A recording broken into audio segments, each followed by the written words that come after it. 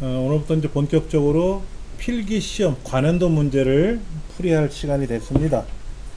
우리 교재 82쪽에 보시면은 작년 1회 시험이라고 되어 있죠.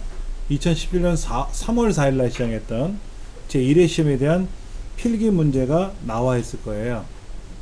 이제 문제와 해설이 밑에 나와 있고 답은 뒤편에 있죠. 답은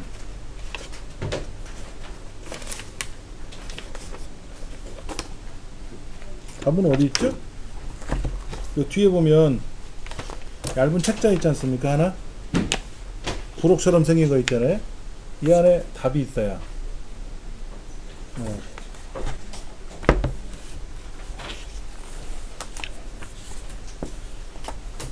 그리고 해설 보시면 뭐 답이 나올 수 있으니까 보겠습니다.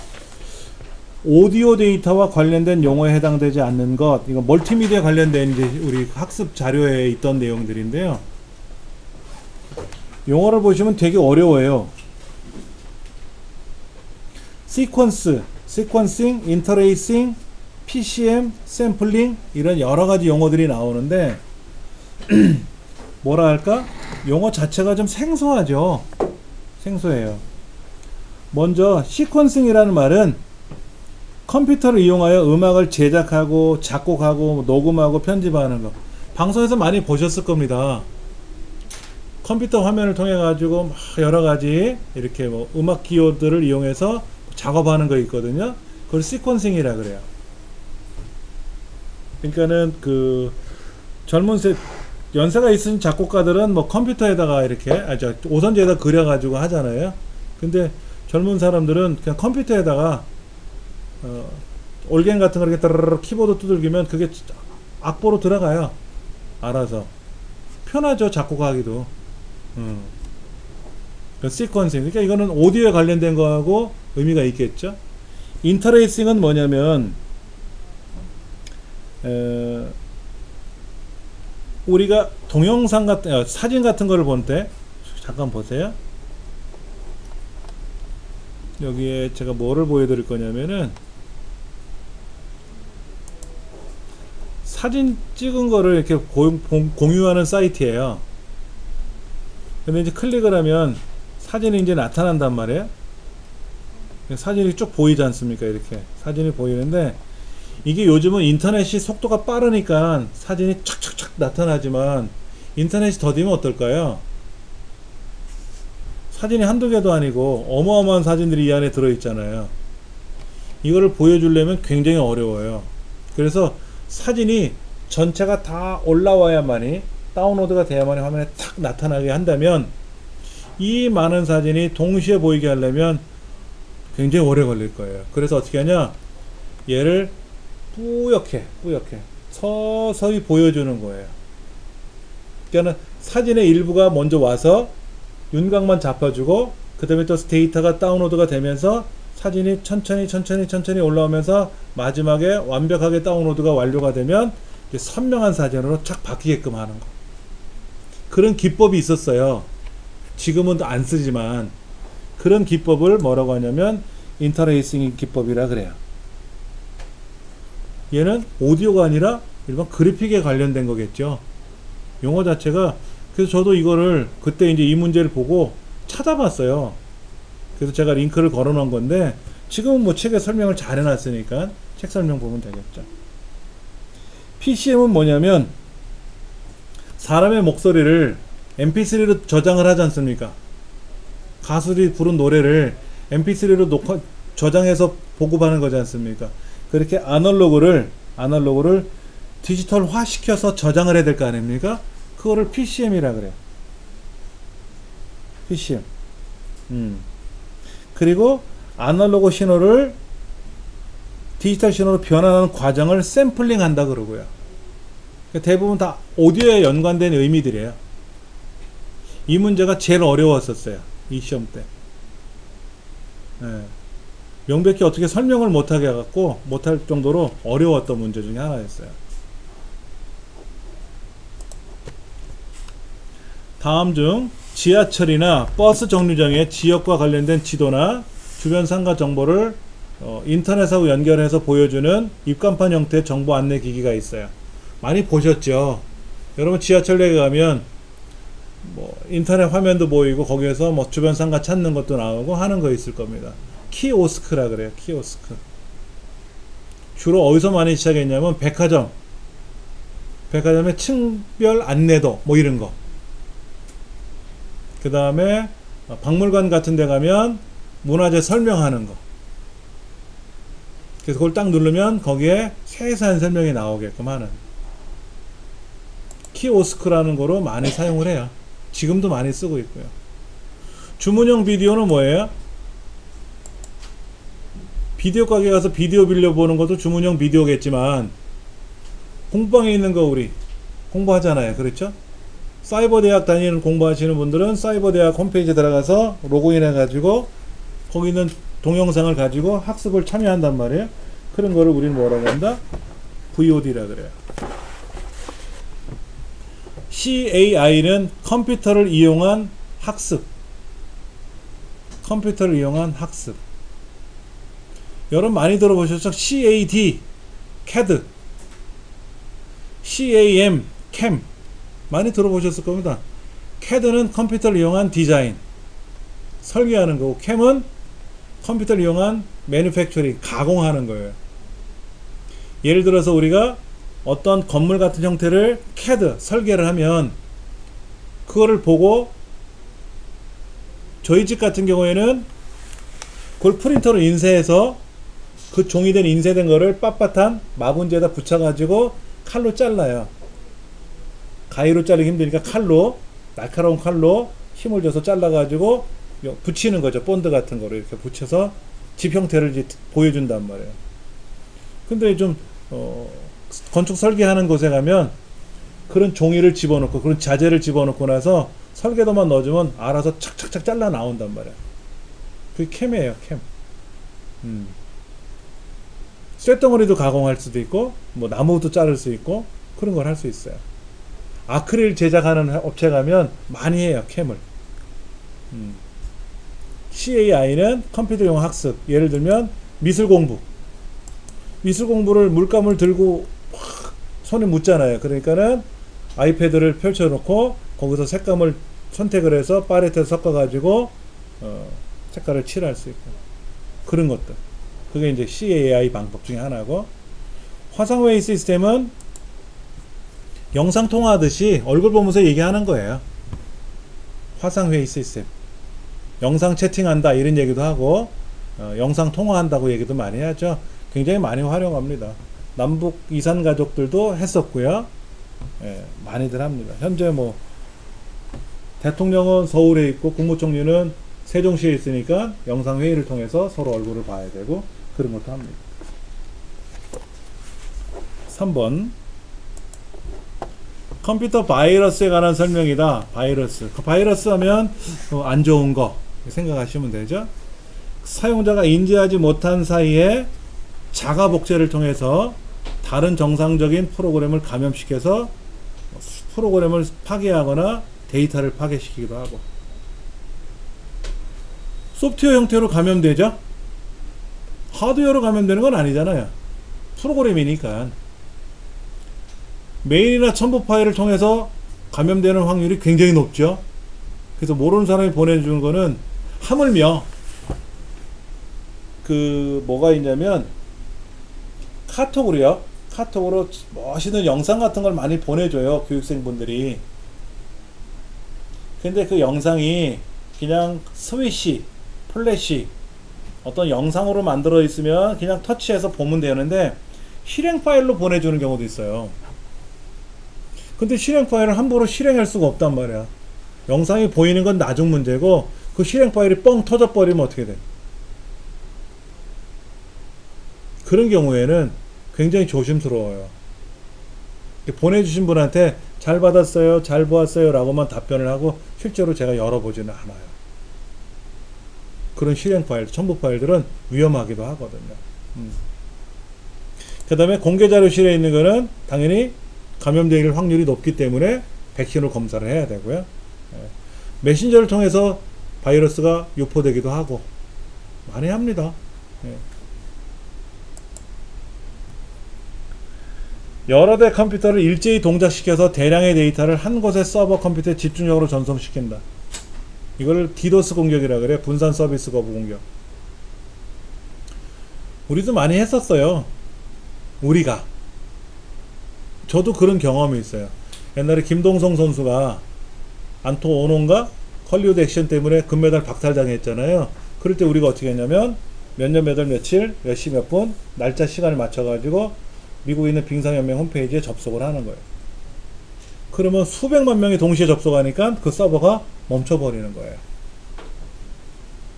그럼 그 서버가 깨지는 거죠. 오늘 그 지하철 타고 오면서 평창올림픽 그 조직위원회 해킹당했다고 하는 얘기가 또 나오더라고요. 굉장히 조직적으로 해킹을 했다 이런 얘기 나오는데 거기 해킹에 사용하는 여러 악성 코드가 한 40여 가지가 들어가 있었대요. 그렇게 되면 어떻게 되느냐, 서버가 나가는 거예요. 고장 나는 거예요. 거기엔 대부분 이런 분산 서비스 거부 공격이 들어가거든요. 좀비 PC라 그래요. 나도 모르게 내 컴퓨터가 좀비 바이러스에 감염된 거예요. 그러면 숙주가 되는 거지. 그럼 저쪽에 해커가 명령을 걸면 내 컴퓨터는 뭐 꺼놓으면 할 수 없지만 켜져 있으면 나도 모르게 어느 뭐 청와대 홈페이지 접속하게끔 명령을 걸면 동시다발적으로 청와대 홈페이지 접속을 하면 어떻게 될까요? 청와대 홈페이지가 마비가 되겠죠. 그런 일이 발생하는 거예요. 그게 디도스 공격입니다. 이걸 이제 악의적인 목적으로 하느냐, 하나의 데모 형태로 하느냐, 뭐 그런 건데, 분산 서비스 공격은 굉장히 위험한 방법 중에 하나입니다. 해킹 이런 거 많이 들어보셨죠? 말은 5번 IPv4를 사용하다가 IPv6으로 넘어가는 이유가 뭐라 그랬죠? IPv 주소가 부족해요. IPv4가 한 42억 개밖에 안 나와. 최대 해봤자. 근데 그 대수를 넘어가면 IP 주소가 부족하게 되니까 아예 그냥 많이 늘려놓자. 어마어마하게. 그게 IPv6입니다. 64비트가 아니고 128비트고요. 호환성 굉장히 좋죠. 호환성이 낮으면 안 되지. IPv4에 비해서 느리면 어떻게 돼요? 안 되죠. 빨라야 되겠죠. 다 좋아야 돼. 기존 것보다 더 좋아야만이 새로운 게 써먹을 수 있는 거죠.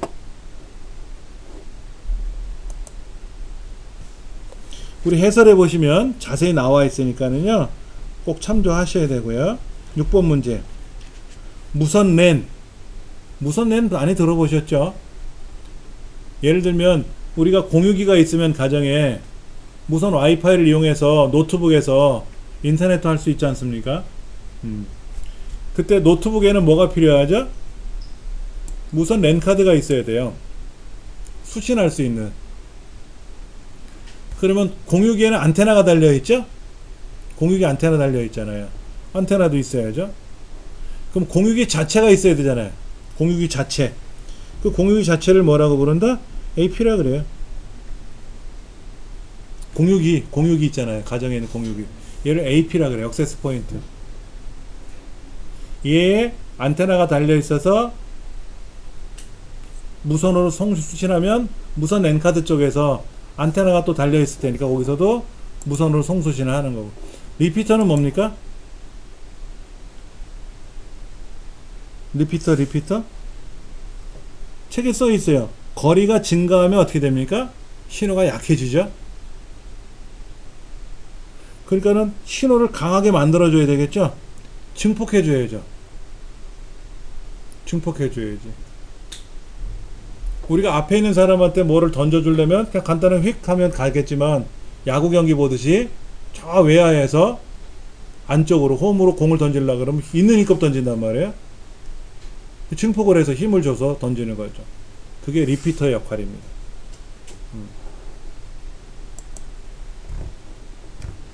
ISP 업체라는 말이 나와요. ISP 업체가 뭐예요? 우리 가정에 인터넷 하시잖아요. 저희는 SK텔레콤 씁니다. 뭐 KT 쓰시는 분도 있고 종류별로 있잖아요. 그 서비스 업체를 ISP라 그래요. ISP 업체라고 하지 않고 그냥 ISP라고 하기도 하죠. ISP. 그게 업체니까.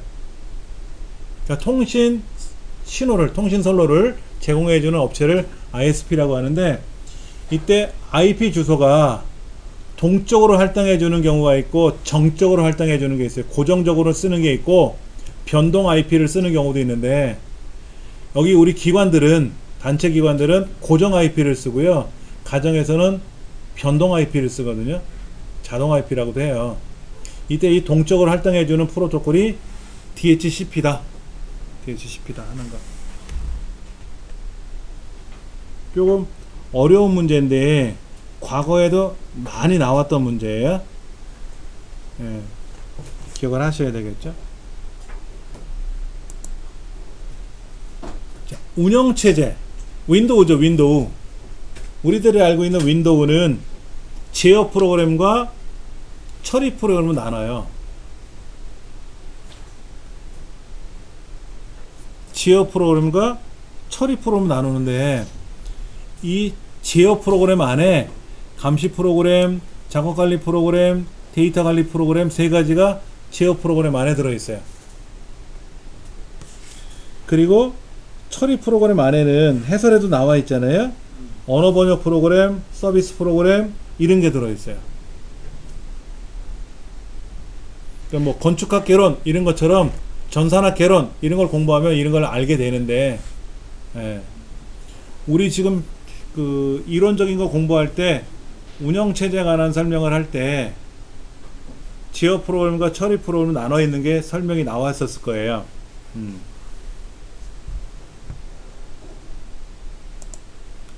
컴퓨터를 이용한 자료 처리 방식에 따라서 최초의 컴퓨터들, 그때는 프로그램을 하나만 쓰는 거라 그랬잖아요. 성적 처리하려면 성적 처리만 한꺼번에 하고, 급여 계산할 일 있으면 급여 계산만 처리한다 그랬죠. 그게 바로 뭐예요? 일괄 처리예요. 일괄 처리. 한꺼번에 그냥 몰아서 다 하는 거. 그러다가 그때그때 처리하기 시작한단 말이에요. 실시간 처리. 그리고 이제 여기저기 흩어져 가지고 처리하고 한 대 모으고 하는 분산 처리도 가능한, 그러니까 일괄 처리가 아주 오래된 방식 중에 하나예요. 지금도 일괄 처리는 합니다.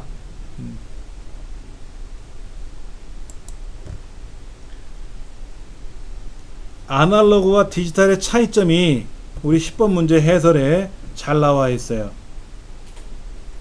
디지털은 숫자, 아날로그는 전류 전압, 온도. 디지털은 증폭 회로가 아니라 논리 회로 쓰고, 아날로그는 증폭 회로를 사용하고, 아날로그는 미분 적분 연산을 하고, 디지털은 산술 및 논리 연산을 하고. 세 번째가 맞는 말이죠. 아날로그는 특수한 용도 외에는 안 쓰죠. 디지털은 강의실에서 사용하고, 병원에서 사용하고, 연구실에서 사용하고, 그걸 범용이라고 하죠. 범용. 디지털은 범용이고, 아날로그는 특수 목적용 전용이에요. 전용.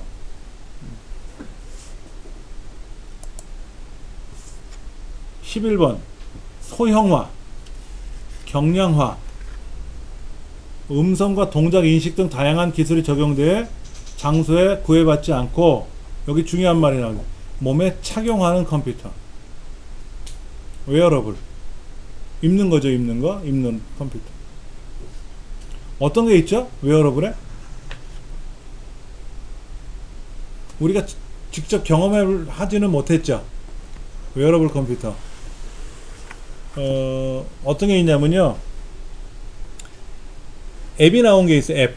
시각장애인들이 사용하는 앱인데, 이렇게 만져보니까 아, 우유는 알겠어. 근데 이게 우유에 들어있는 이게 그 유통기간을 모르잖아요. 점자로 표시를 안 해놨단 말이야. 그때 그 앱을 갖다 딱 대요. 그러면 그게 카메라로 촬영이 되거든. 그러면 그 앱을 사용하는 다른 일반적인 회원들이 떠, 화면에 이게 무슨 내용인지를 알려달라는 내용이 떠요. 그러면 아, 이거는 유통기간이 언제까지예요? 라고 답변을 보내주면 음성으로 출력을 해주니까 아, 이거는 언제까지 유통기간이구나. 이렇게 해서 또 시각장애인들이 가다가 어떤 뭐 문구가 있는데 금액을 모르겠다 그럼 갖다 대면 그게 영상으로 나타날 때 답변을 해주는 그런 앱들도 있어요. 그런데 어떤 게 또 있냐면 안경이에요. 안경인데 시각장애인이 사용하는 안경입니다. 안경에 한쪽에 카메라가 달려 있고요. 이게 스마트폰에 연결되어 갖고 이어폰으로 연결 꽂을 수 있어요. 안경에 이어폰이 꽂혀 있는데 시각장애 지나가는 거예요. 그럼 지나가면서 앞에 뭐 홍길동 부장님 오십니다 하고 연락이 와요. 카메라에 등록이 된 거예요. 카메라로 그 홍길동 부장의 사진이 내 스마트폰에 기록이 돼 있는 거야. 데이터가. 그러면 안녕하세요 부장님 인사를 하고 갈 수 있잖아요. 그 슈퍼에 갔더니 이건 딸기, 이거는 바나나, 이건 토마토 카메라로 보는 거예요. 여기 안경테에 있는 앞면 카메라로. 그러면 그 카메라를 통해서 들어온 정보를 가지고 아 이거는 딸기구나 이건 참외구나 알 수가 있는 거죠. 그런 거 이제 웨어러블 컴퓨터라고도 해요. 실제로 시판돼서 판매도 되고 있고요. 예, 가격은 좀 비싼 걸로 알고 있는데 그렇다고 뭐 어마어마한 금액은 아닌 것 같고요. 굉장히 많습니다. 그리고 옷, 속옷에 웨어러블 컴퓨터 칩을 붙여 놓는 거예요. 그러면 이 사람의 심전도, 체온 이런 게 이제 센서로 인해서 다 전달이 되면 이 사람 하루 종일 돌아다녔으니까 심장이 어떻게 움직였는지, 체온 변화가 어떻게 이루어졌는지 그런 것도 확인이 되게끔 하는 거.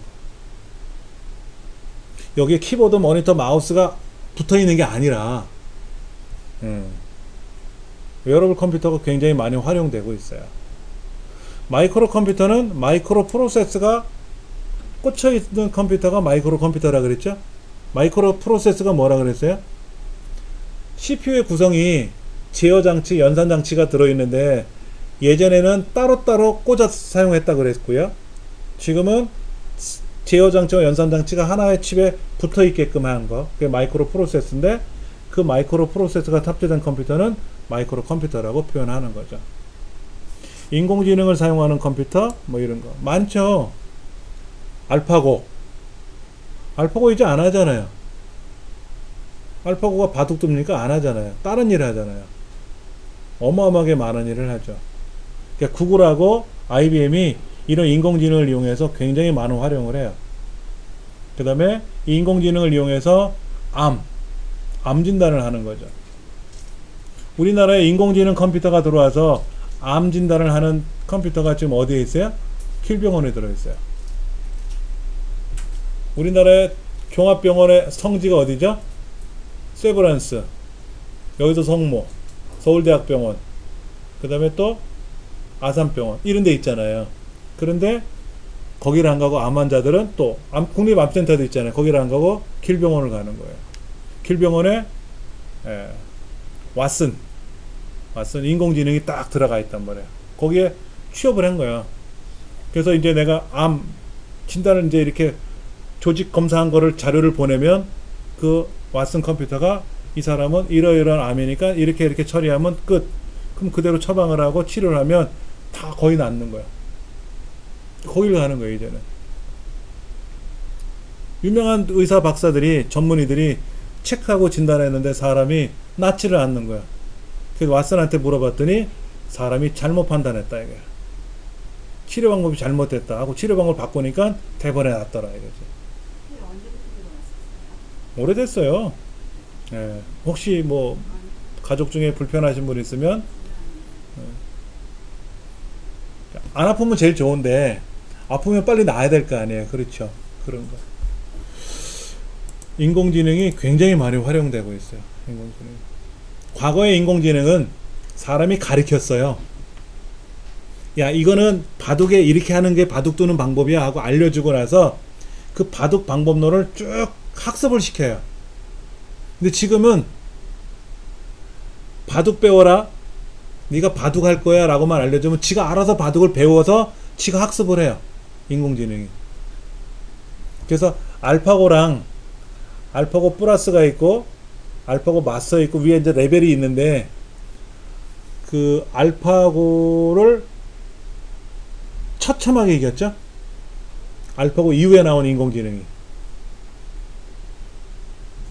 그러니까 인공지능끼리도 싸워요. 바둑을 배우는 인공지능끼리 서로 경기를 시키는데 뭐 97대 3 이런 식으로 처참히 무찌르고. 근데 알파고는 사람이 가르쳤어요. 근데 그 위에 알파고 마스터는 사람이 가르친 게 아니라 스스로 학습했어요. 근데 알파고를 처참하게 박살을 냈어요. 이제는 알파고가 바둑 둔다는 얘기는 말 꺼내면 안 돼. 어디 가서 번데기 앞에서 주름 잡는 얘기야. 이제는 그렇게 돼 있는 거예요. 서버라는 말은 서비스해주는 컴퓨터니까, 네이버 컴퓨터에 우리가 접속을 해서 뭘 묻고 답하지 않습니까? 그게 서버가 하는 일이에요. 서버 컴퓨터. 12번. 프로세스 레지스터에 관한 설명이다 라고 되어 있어요. 레지스터가 뭐라 그랬어요? 레지스터. CPU 내에서 어떤 연산 결과, 어떤 결과가 이루어질 것, 계산을 처리할 거 아닙니까? 처리를 하다 보면 그 결과를 기억을 시켜줘야 되잖아요. 그게 레지스터죠. 프로세서는 CPU입니다. 프로세서는 CPU예요. CPU 내에 있는 레지스터는 중앙처리 장치, 프로세스니까 여기서 사용하는 임시기억 장치인데, 아무래도 기억 공간 중에선 가장 빠르게 작동되는 거죠.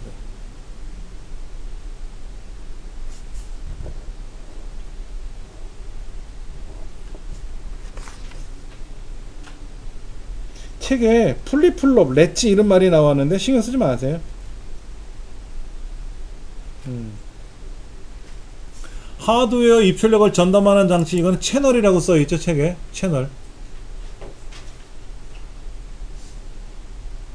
채널이라고 하는 게 있어요. CPU가 모든 거를 다 전담하려면 너무 힘들지 않겠어요? 회사의 회장님이 경비 업무도 해야 되고 배송까지 해야 되고 화장실 청소까지 다 하려면 언제 일을 하셔? 그러니까 청소라든지 이런 거 용역팀에 맡기면 되고, 배송팀에 맡기면 되고, 경비는 경비팀에 맡기고, 회장님이 해야 할 일은 따로 있지 않습니까? 통제하는 거, 모든 거를. 마찬가지로 CPU도 모든 걸 다 통제하려니까 너무 어려워요. 그래서 입출력 장치, 하드웨어 입출력 장치를 전담하는 채널한테, 야, 누가 복사 붙여넣기 명령 들으면 네가 알아서 입출력 다 해버려. 위임을 시킨단 말이야. 이렇게. 주기억 장치보다 큰 프로그램을 어떻게 실행할까요? 우리 집이 10평인데 15평짜리 물건이 들어오면 어떻게 돼요? 우리 방은 2평짜리 밖에 안 되는데 침대가 어마어마하게 큰 침대를 집어넣으면 못 들어오잖아요. 근데 컴퓨터는 그게 가능해요. 주기억 장치가 10인데 내가 처리하려는 프로그램이 15야. 그럼 부족하지 않습니까? 이때 어떤 걸 사용한다? 지금 세 번째처럼 가상 메모리를 사용하는 겁니다. 가상 메모리. 보조기억 장치 일부를 주기억 장치화 시켜서 큰 용량을 활성화 시켜 가지고 사용하는 가상 메모리. 그게 3번 설명이에요. 우리 컴퓨터도 다 사용하고 있어요. 지금 가상 메모리를.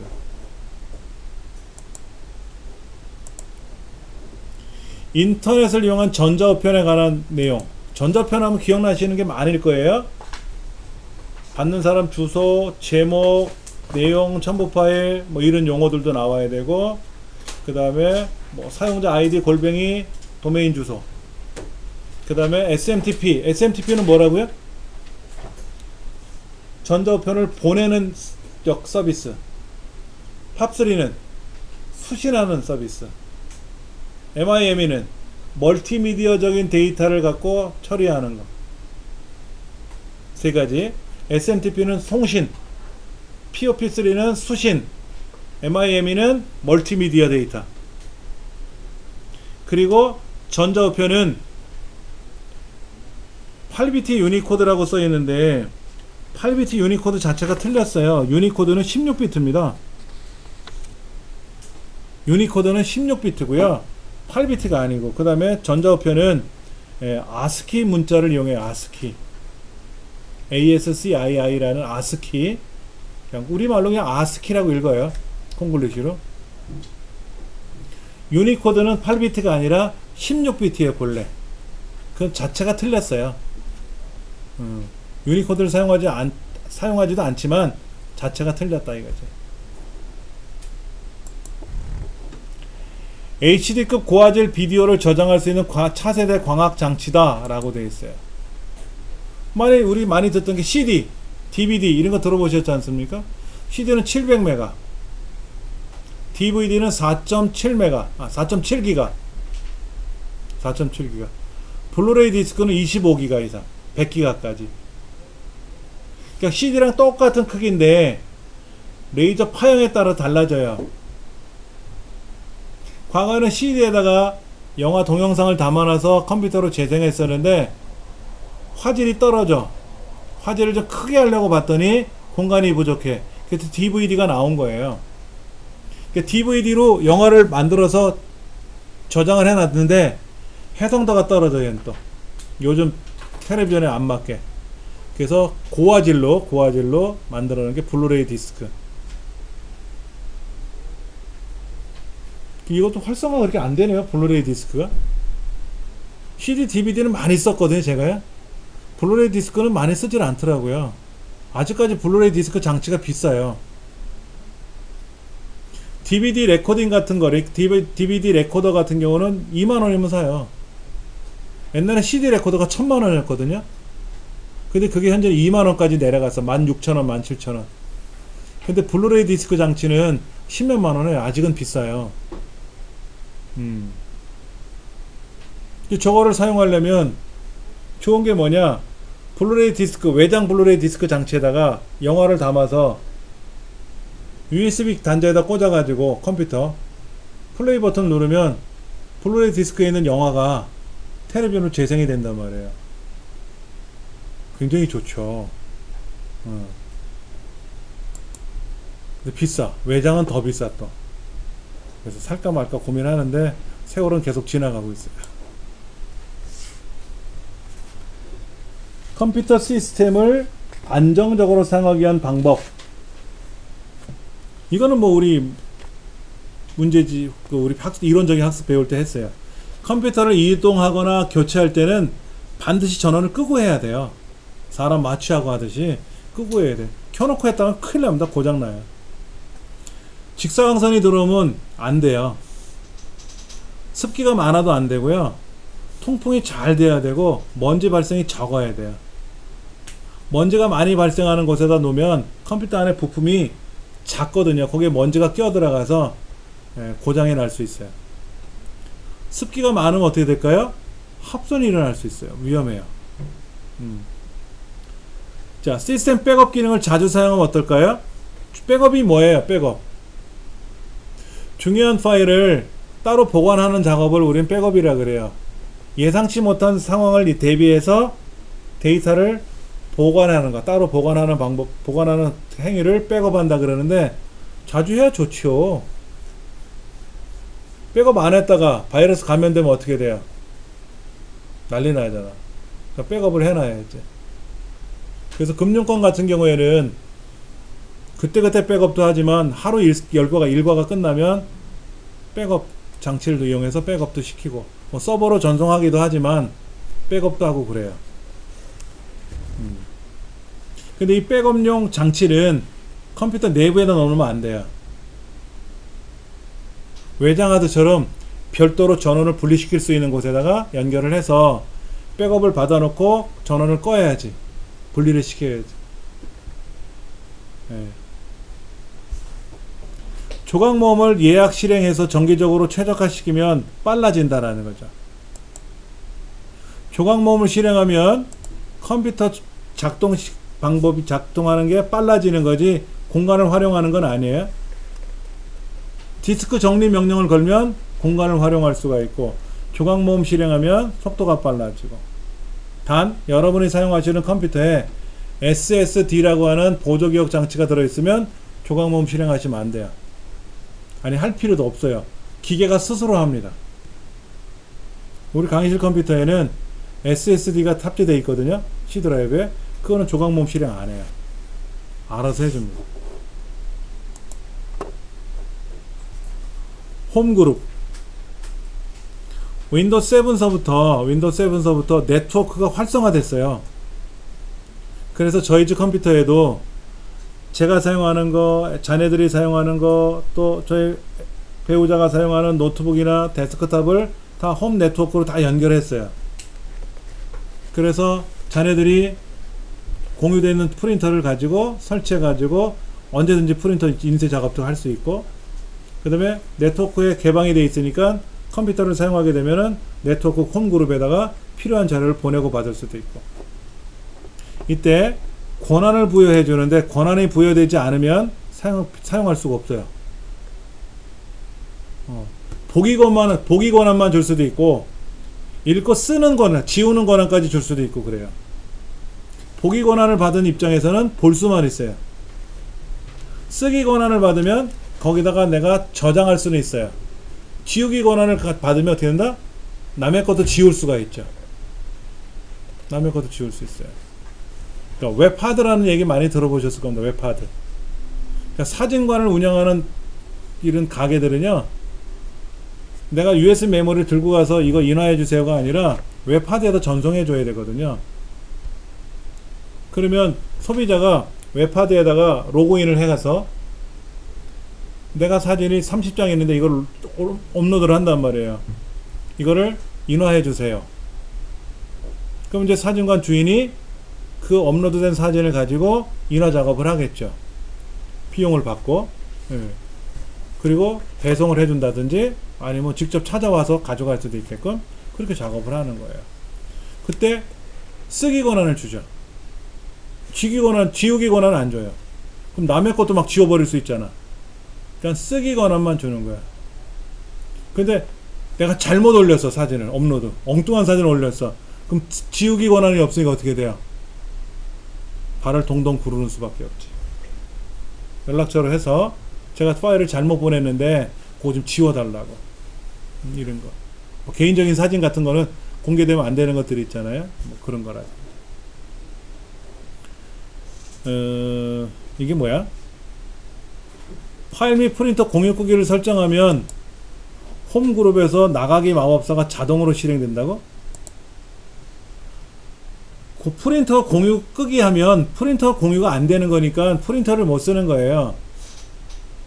홈그룹에서 빠져나가는 건 아니고 네트워크에는 포함되어 있는데 프린터 공유를 껐으니까 내가 사용하는 프린터를 남들이 못 쓴다는 것 뿐이지 그 사람이 빠져나가면 안 되지. 같은 멤버니까 서명해야 되겠죠. 네 번째가 좀 어색한 설명 같아요. 홈그룹에서 나가기라는 항목을 클릭해야 실행이 되는 거지 자동으로 뭐가 실행되면 안 되지. 원격 지원 해보셨습니까?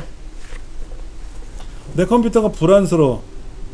삼성전자 서비스센터에 들어가서 원격 요청을 하면 거기 있는 서비스맨이 전화가 오죠. 전화를 통해서 목소리 들어가면서 어느 컴퓨터가 이상인지를 알려줘야죠. 어느 부분인지. 그러면 이제 상대편이 내 컴퓨터에 와서 내 컴퓨터를 막 조작을 하는 거예요. 자, 이때 내 컴퓨터가 문제가 생겼으니까 내가 도움을 요청하는 거죠. 도움을 주기 위해서는 먼저 원격 지원을 시작한 후 도움받을 사용자가 들어오기를 연결을 기다리는 게 아니라 도움을 요청한 사람 컴퓨터에 도와주기를 바라는 사람, 도움을 주기 위해서 나와 있는 사람이 접속을 해야 돼요. 거꾸로 돼 있어. 거꾸로. 도움을 받는 입장에서 도우미가 들어오기를 기다려야지. 그럼 도우미가 딱 들어오면 똑똑 들어갈게요. 그러면 허용을 해줘야 들어오는 거예요. 허용을 안 하면 계속 문 밖에서 기다리고 있는 거지. 그러니까 노크를 하길래 들어오세요. 허용을 해줬어. 근데 이 사람이 내 컴퓨터를 죄다 건드리는 것 같아. 막 이 파일 저 파일을 막 들여다보는 것 같아. 그럼 어떻게 한다? 안 되잖아요. 그러면 나가세요 라고 명령을 걸면 돼요. 그럼 그 사람은 자동으로 빠져나가요. 그게 전화를 통해서 지금 제 컴퓨터 내문서 안에 어느 폴더가 들어있는데 이 폴더에 있는 파일이 뭔가 작동이 안 된다. 이거 좀 해결해 달라. 그러면 통화하면서 상대편이 내 컴퓨터에 들어와서 내 컴퓨터에 있는 내문서를 보면서 확인을 해주는 거죠. 네.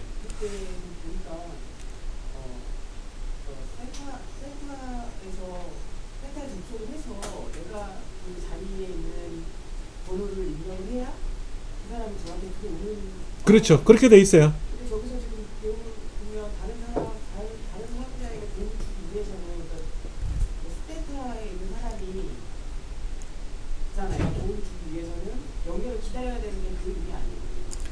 지금 일반 이 서비스 센터 컴퓨터에 홈페이지에 접속을 할 때는 삼성이든 뭐 사이버 대학이든 이런 원격 지원 센터들이 있거든요.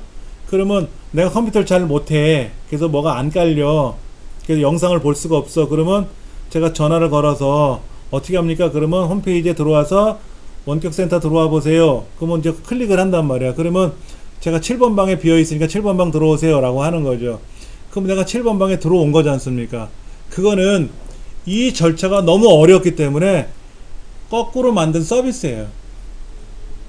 그거는 서비스 업체에서 만든 서비스 기능이고요. 실제로는 어마어마하게 복잡해요. 여기에서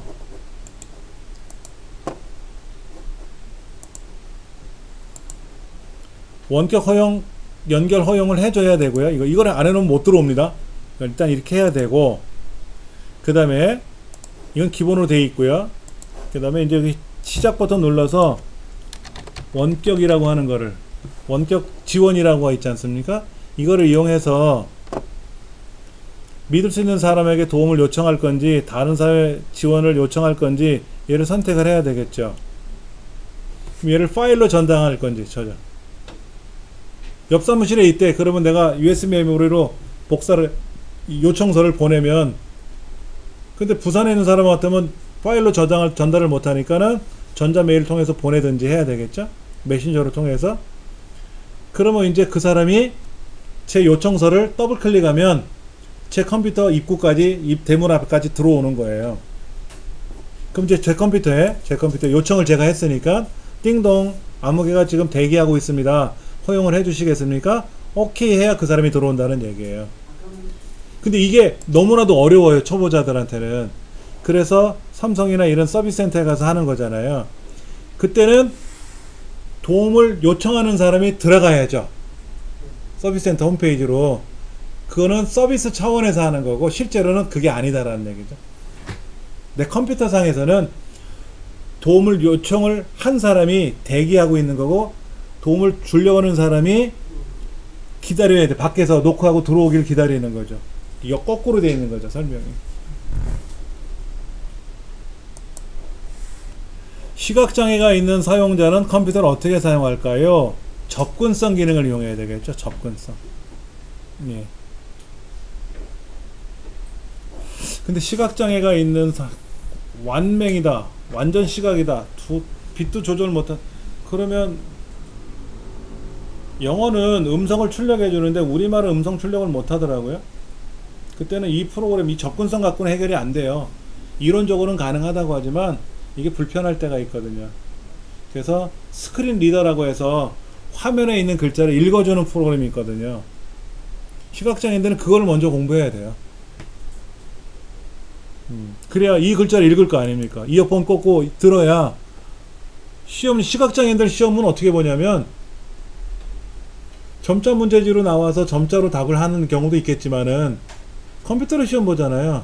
컴퓨터 문제지가 이렇게 나와요. 음성으로. 음성을 듣고 고르면 되잖아. 화면에다가 빈 자리에다가 1, 2 쓰면 되잖아요. 그렇죠. 그렇게 하려면 컴퓨터가 있어야 되니까 불편해서 그냥 그 점자 용지를 쭉 나눠주면 점자 용지를 가지고, 수능도 그렇게 하잖아요. 점자로. 수능 시험도 점자로 봅니다. 시각장애인들은. 컴퓨터로 들려주면 좋은데, 이어폰으로 소리를 들으면서 하면 좋은데, 뭐가 형평성의 문제인지 아니면 뭐 제도적인 문제인지 그게 뭐 원칙이 뭔지 몰라도 하여튼 점자로 보는 것 같아요. 근데 컴퓨터에서는 접근성이라는 기능을 이용하면 나름 해결이 된다. 표준 사용자 계정. 사용자 계정은요, 세 가지가 있습니다. 관리자 계정, 표준 사용자 계정, 그 다음에 손님 계정. 그런데 관리자 계정은 암호 바꿀 수 있고, 그 다음에 프린터 목록 추가할 수 있고, 제거할 수 있고, 프로그램 설치 제거할 수 있고, 다 할 수 있어요. 바탕화면도 자기 바탕화면 만들 수 있는데, 어린 자녀들은 그렇게 관리자 계정을 주면 이 어린 자녀들이 프로그램을 무분별하게 설치할 수도 있고, 가족들이 사용하는 다른 프로그램도 제거할 수도 있지 않습니까? 그래서 그런 어린 자녀들한테는 표준 사용자 계정을 부여를 해서 자기 바탕화면 만들고 자기 모양 꾸미는 거는 하되 프로그램을 설치하거나 제거하는 변경 기능 안 되고 하드웨어를 프린터를 설치하거나 제거하는 거 안 되게끔 막아놔야 돼요. 그게 표준 사용자 계정입니다. 게스트 계정, 손님 계정은 아무런 권한이 없어요. 있는 것만 쓰는 겁니다. 있는 것만 쓰는 거예요.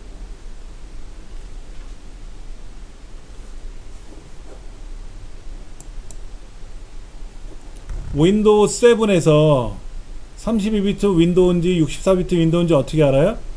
이렇게 하면 되지. 컴퓨터에 가서 오른쪽 버튼으로 속성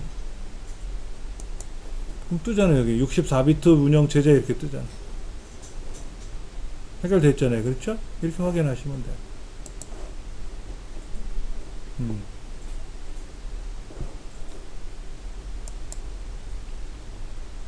엑셀 부분이네요.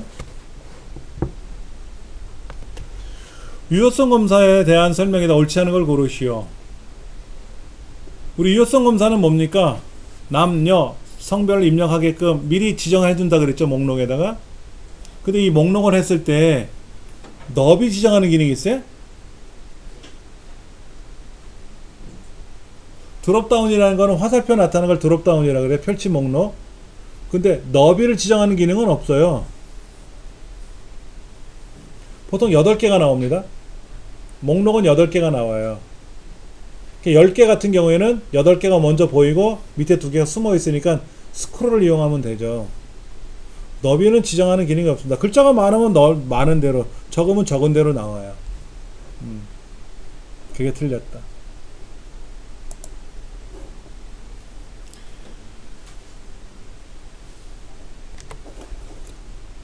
영어 평균이 영어 점수가 아니라 영어 평균이라고 써있네.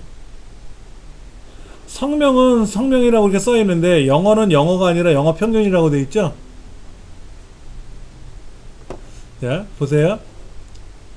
영어 점수가 평균 점수를 초과하거나, 그러니까 내 영어 점수가 평균값보다 커야 된다라는 얘기죠.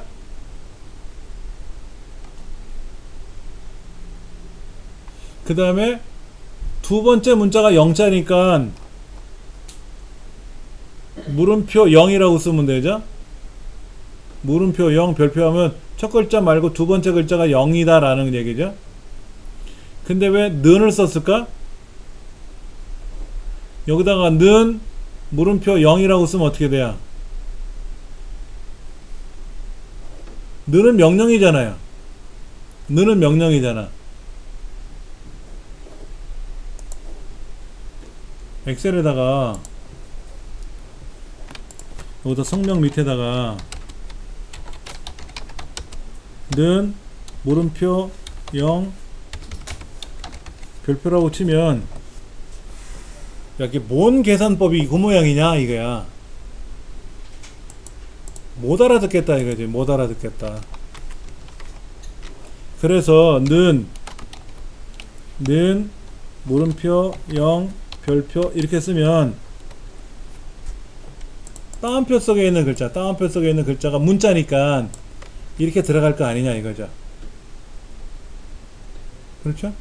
이렇게 보이게 하려고 쓴 거예요. 그 다음에 여기 영어 점수인데 뭐라고 썼냐면 내 영어 점수가 평균치보다 크냐라고 물어봤어요.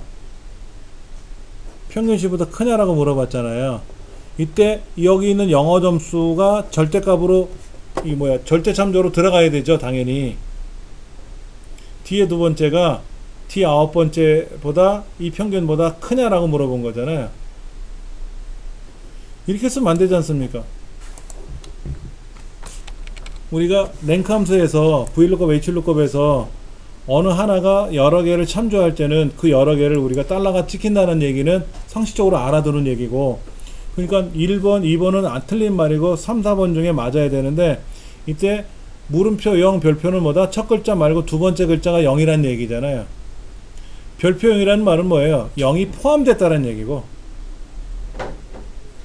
별표는 아무 글자 와도 된다는 얘기고, 두 번째가 0이라는 말은 0자가 포함됐다는 얘기야. 0으로 시작하던 0이 들어가 있던 상관이 없이. 끝글자는 몰라도 되게 복잡해. 잘못 쓴 말이죠. 그러니까 2번이 맞는 말인데, 예를 들면 이런 거예요. 는 3이 6보다 크니? 이렇게 물어보면 내 점수가 평균 점수가 크니? 라고 물어보면 뭐라고 하냐면 이렇게 떠요. 그래, 참이야. 아니면 false, 거짓이야. 이렇게 뜨거든요. 이렇게 false라는 말이 여기 분명히 얘도 여기에 평균 점수보다 크냐라고 물어봤으니까 true 아니면 false가 뜨거든요. true 아니면 false가 뜨면 이 글자를 쓰면 안 됩니다. 그래서 영어라는 이 항목 이름을 쓸 수가 없는 거예요. 그래서 여기는 어떤 글자도 쓸 수 없으니까 영어 평균이라고 쓴 겁니다. 그러니까는 평균치 초과이거나 0자가 포함된 사람이거나 두 번째가 0이라는 글자가 들어간 사람이거나 그거잖아요. 초과하거나 그랬으니까 얘가 다른 줄에 섞은 거고, 점수를 초과하면서 이름이 0자가 들어갔다 그러면 같은 줄에 들어가야 되겠고, 요것도 뒤에 또 나올 거니까는요, 그때 가서 좀 살펴보도록 할게요. 아래 왼쪽에 있는 사람 이름이 구분기호가 없네요. 구분기호가 없잖아요. 게다 붙어있지 않습니까? 아까 우리 실습할 때처럼 공백을 기준으로 작업을 하건 탭을 기준으로 작업하던 간에 구분기호가 있어서 하는 게 아니라 여기다가 마우스를 클릭해 가지고 줄을 그었지 않습니까? 그게 열 구분선이죠. 구분기호가 아니라 구분선. 아까 이제 이 글자에 대해서 여기 때 너비가 일정하다고 해가지고 여기다 클릭했잖아요. 이렇게 구분하는 거. 이렇게 구분하면 글자가 벌어지지 않습니까? 이렇게. 다양한 상황과 변수에 따른 여러가지 결과값의 변화를 가상의 상황, 가상으로, 부분합은 그룹별 계산이니까 가상이 아니고요. 통합은 여기저기 있는 데이터를 흩어져 있는 걸 한데 모으는 거고요. 목표값 찾기는 결과를 바꿔서 입력을 수정하는 거지 않습니까? 그렇죠? 그러니까 여기서 시나리오 밖에 없죠. 시나리오 관리자 밖에 없어요. 셀 안에서 줄 바꿈을 하려면 Alt Enter를 누른다. 여기다가 예를 들어서 뭐 시간, Alt Enter, 뭐 날짜 이런 식으로 해서 두 줄을 입력할 때 시간은 밀어가지고 여기다 대각선을 그리게끔 이렇게 이제 구분이 들어가겠죠. 네. 여러 셀의 문자나 수 한꺼번에 입력하려면 어떻게 한다? 이렇게 한꺼번에 블럭 잡고 안녕 컨트롤 엔터, 쉬프트 엔터가 아니라 쉬프트 엔터 치면 어떻게 돼요? 엔터 치면 내려가고 쉬프트 엔터 치면 올라가고 거꾸로 갑니다. 거꾸로 엔터 치면 블록 내에서만 움직여요. 블록이 깨지면 엔터, 쉬프트 엔터 이렇게 들어가죠. 컨트롤 엔터인데 잘못 표현된 거죠. 자릿수가 부족하면 어떻게 한다? 샵이 여러 번 반복된다. 맞는 말이죠. 요 두 개의 셀을 아래로 자동 채우게 하면 요 밑에는 가-012, 가-013, 가-014 이렇게 될 테고, 01월 15일인데 얘가 날짜가 아니라 붙어있죠. 01월 한 칸 띄고 15일처럼 떨어져 있는 게 아니라 붙어있죠. 그럼 숫자가 앞에도 있고 뒤에도 있잖아요. 설령 날짜라고 하더라도 날짜는 일수가 늘어나는 거예요. 16일, 17일, 18일 이렇게. 01월 15일 다음에는 02월로 가는 게 아니라 16일, 17일, 18일 이렇게 가는 거죠. 그러니까 지금 여기 세 번째 여기잖아요. 여기 당연히 얘가 맞는 거죠. 예, 가대시 013, 그 다음에 01월에 17일 이렇게 나오는 거죠.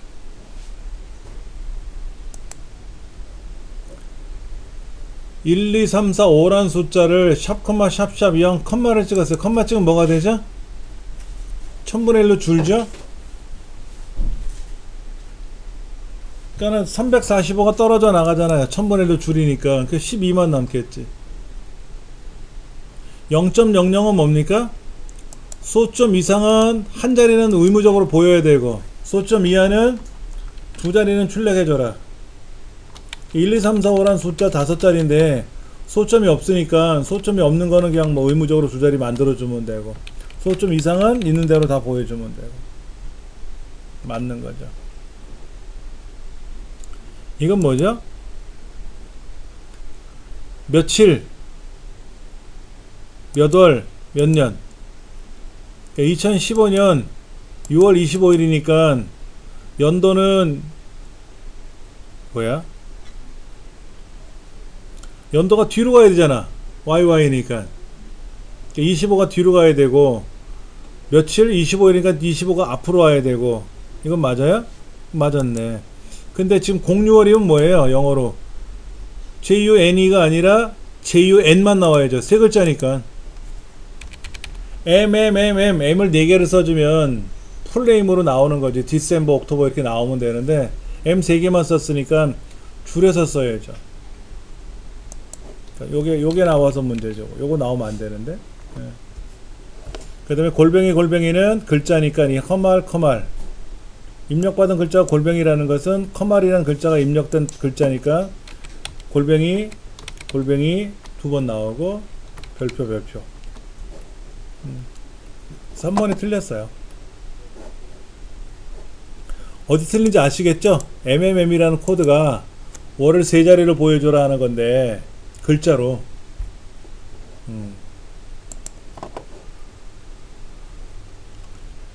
이게 뭘까요? 평점이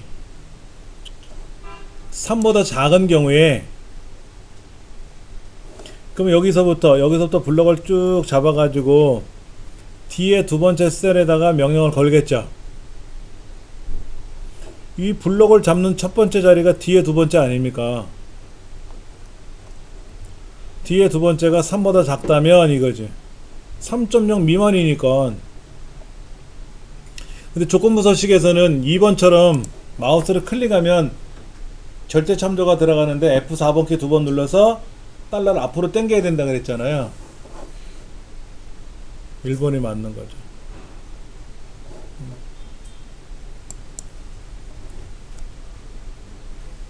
이게 뭐예요?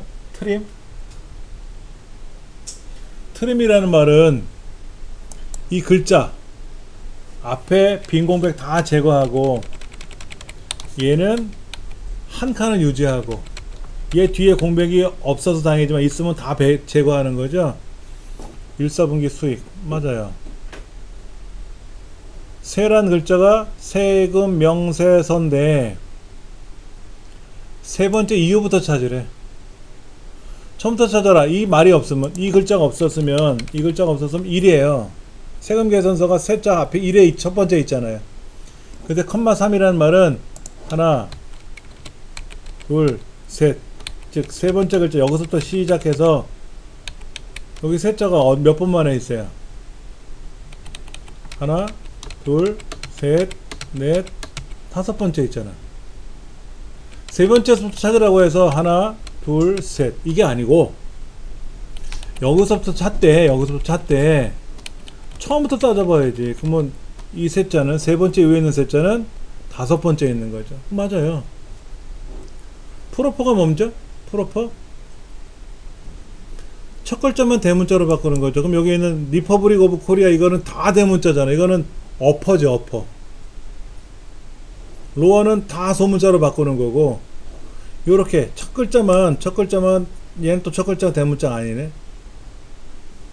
프로퍼는 요 R자, O자, K자 밑에 약간 다르죠? 요게 지금 요게 대문자로 나오면 프로퍼예요. 조금 3번이 틀린 거죠.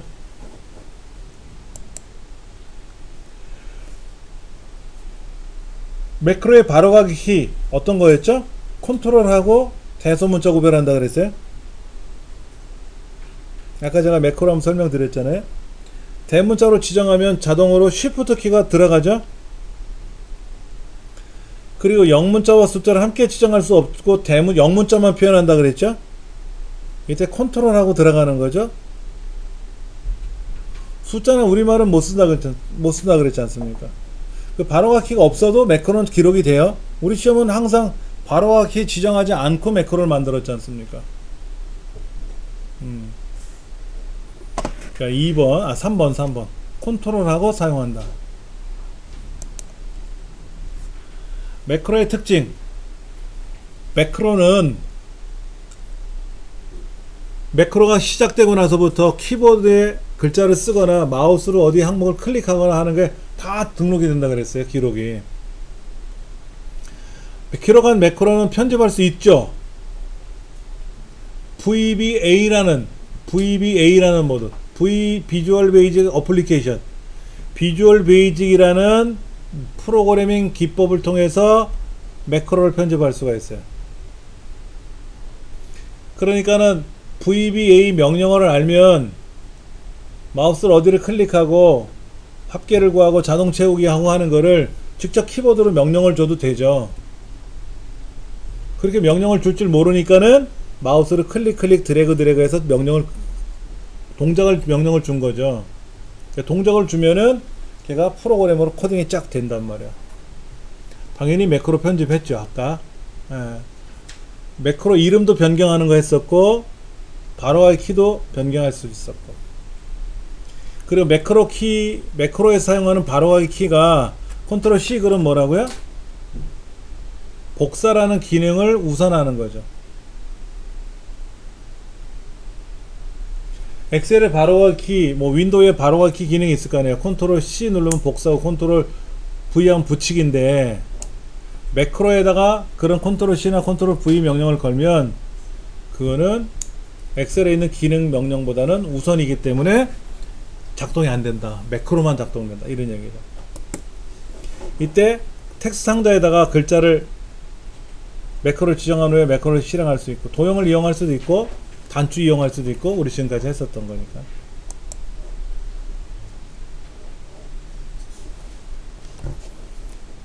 판매 실적의 합계를 구해라 하는 거고요.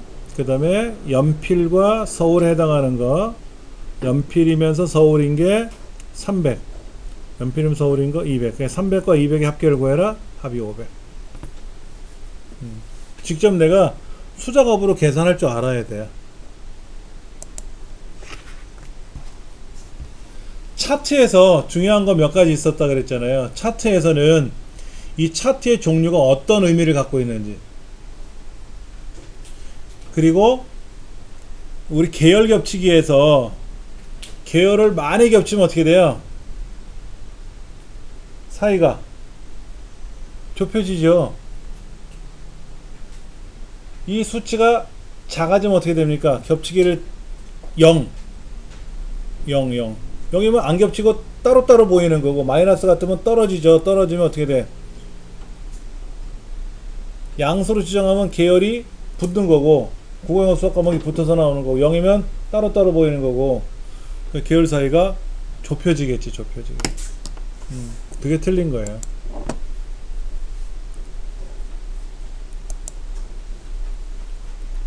이게 뭘까요?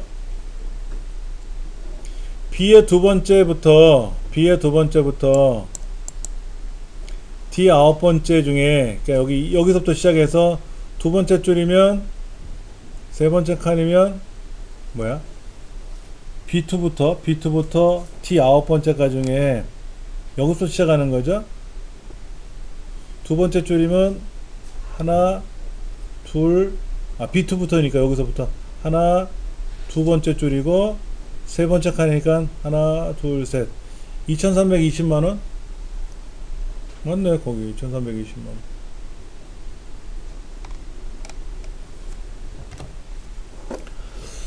여기에서 박지성이라는 사람의 이름에 해당하는 하나, 둘, 셋, 넷, 네 번째 칸을 가져오는 거 맞는데, 어차피 H루컵은 아니고 V루컵이잖아요.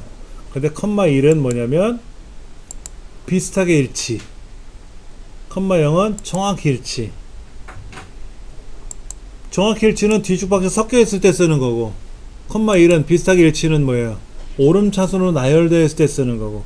근데 김남일, 박지성, 이천수, 기역, 니은, 디귿, 비읍, 시옷, 이응. 오름차순이 아니잖아요, 지금. 컴마 1 쓰면 안 된다고. 컴마 1 쓸 수가 없죠. 컴마 1은 쓸 수가 없죠. 왜? 여기는 이름이 오름차순 날 정렬되어 있는 게 아니거든요. 컴마 0. 반드시 일치하는 걸 찾아야 되죠.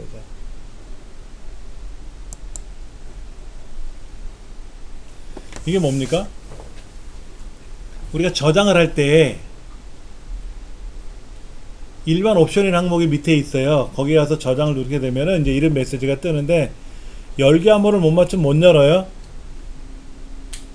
쓰기 암호를 못 맞추면은 못 열어요.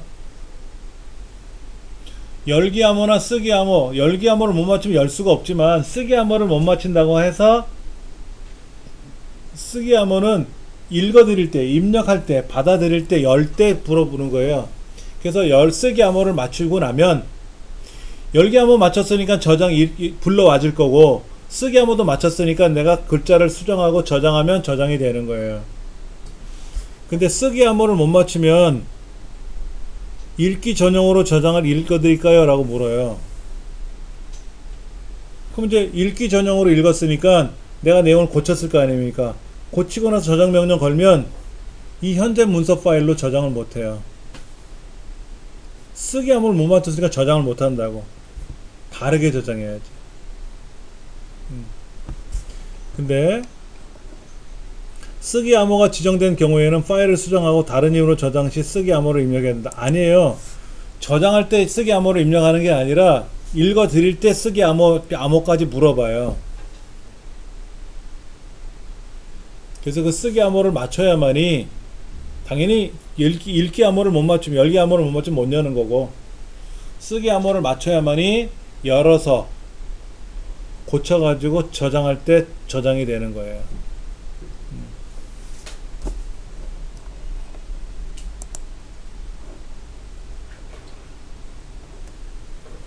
보시면은 저 위에 제목,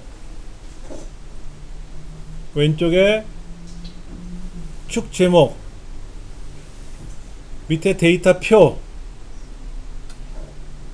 여기 축 제목이에요. 축 제목, 차트 제목, 데이터 표. 데이터 레이블은 뭐예요? 요 검정색이 몇 점인지 하얀 게 몇 점인지 점수 같은 거라든지 이게 나타나는 거잖아요. 레이블은 안 넣어놨죠. 레이블은 알아볼 수가 없어요. 창 나누기를 수행하면 어떻게 돼요?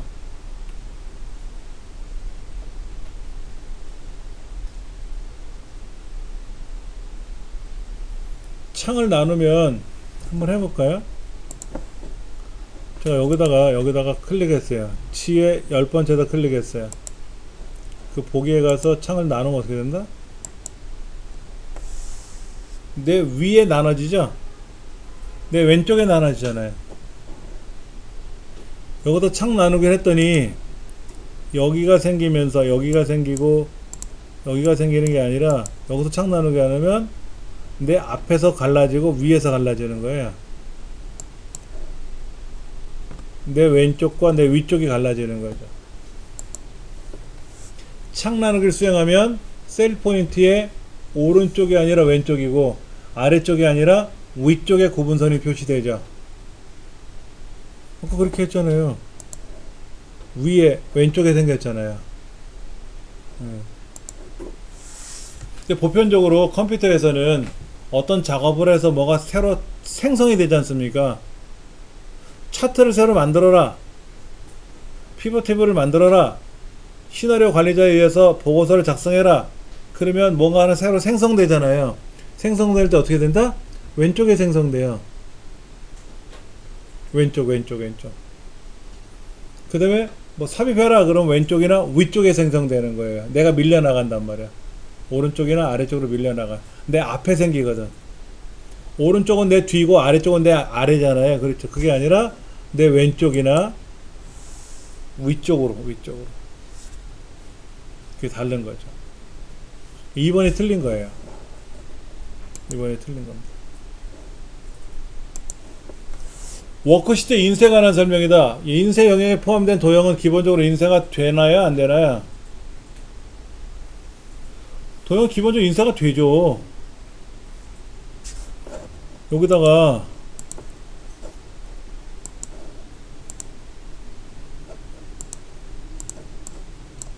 이거 인쇄 안 된다고요? 자, 글자 써놓고 나서 인쇄 안 되면 당연히 인쇄 되지.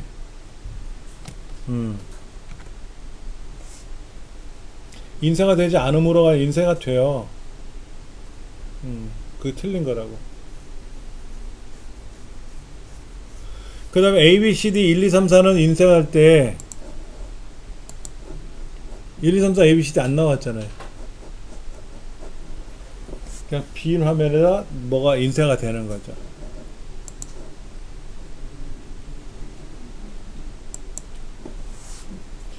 추세선을 추가할 수 있는 경우와 없는 경우 제가 알려드린 것 같은데 3차원의 추세선이 안 들어가요. 방사형, 원형, 표면에 못 들어간다 그랬어요. 분산형에는 들어갑니다. 이런 문제가 굉장히 까탈스러운 거예요. 답